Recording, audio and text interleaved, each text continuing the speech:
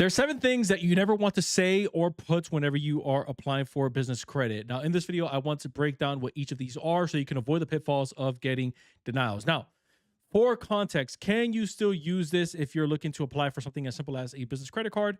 Sure, but for the majority of these, it's going to be solely toward business credit lines.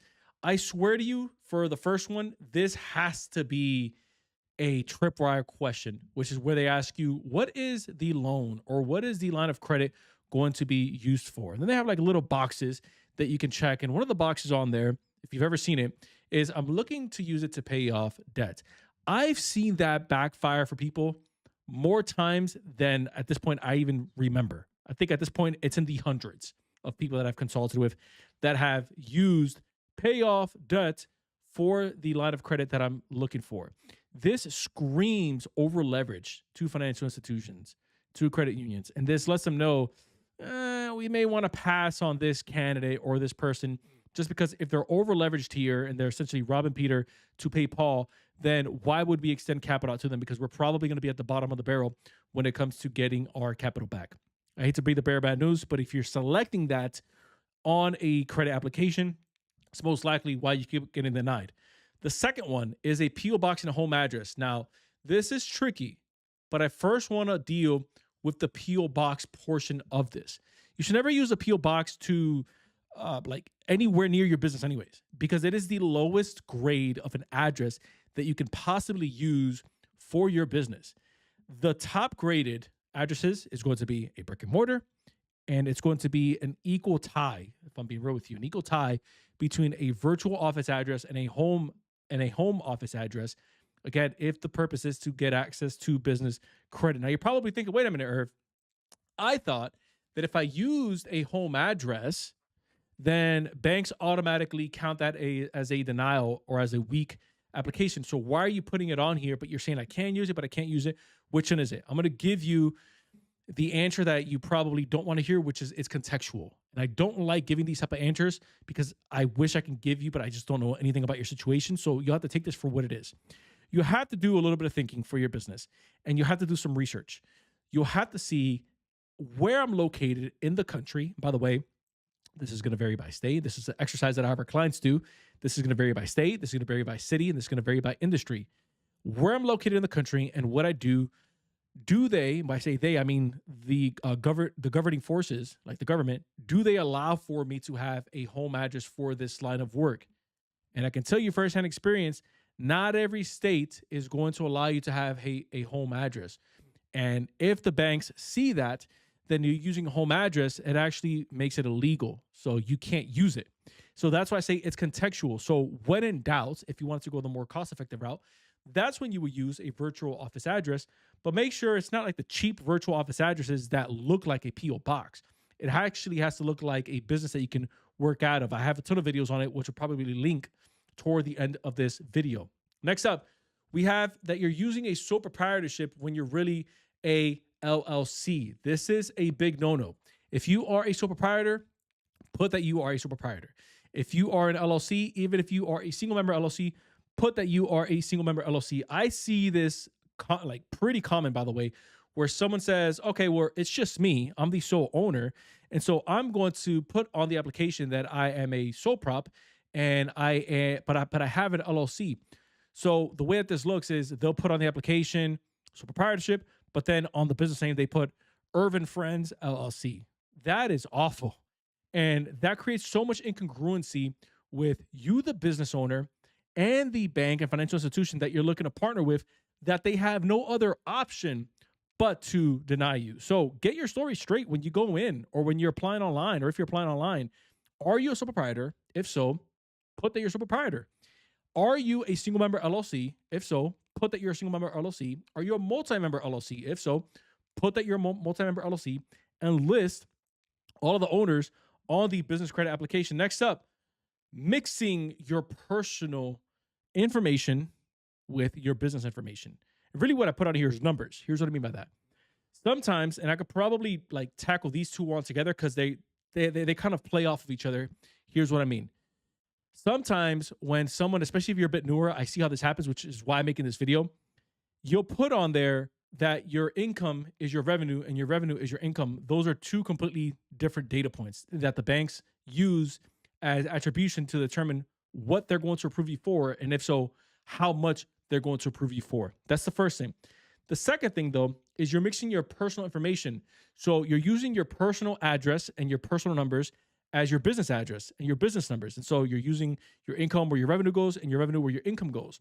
And so this is like an automatic denial, no questions asked. And again, this is a big pitfall that I tend to see. Again, more I won't let existing business owners off the hook because I see them do it too, but more so with startups because they're new to the business realm, which again it's why we have the content that we have. And so just if you need to like create a little spreadsheet, a notes, put it somewhere that this is my personal data, this is my income, I still have a day job, this is how much I'm getting paid, this is where my business revenue is. We're only at 50K for the year, we're only at 150K for the year. Or if I'm taking a salary, this is how much I pay myself through the business as an employee. This is my true income. This is my true revenue. And then one more thing that I wanted to mention on this is mixing personal expenses and business expenses. By the way, that's commingling. You want to get away from that anyways, because if God forbid you get audited by the IRS, you pierce the corporate veil. And so your LLC becomes irrelevant anyways. And so whatever is your personal expense, put it in the personal expense column. Whatever is your business expense, that's what you're going to use on the business credit card or the business credit line application. You don't want to overly inflate those numbers. Next up, we're selecting the wrong NAICS. Now, I really want to drill this point home because I actually see more often than not this right here being used more as a loophole than actually being wrong. Here's what I mean by that.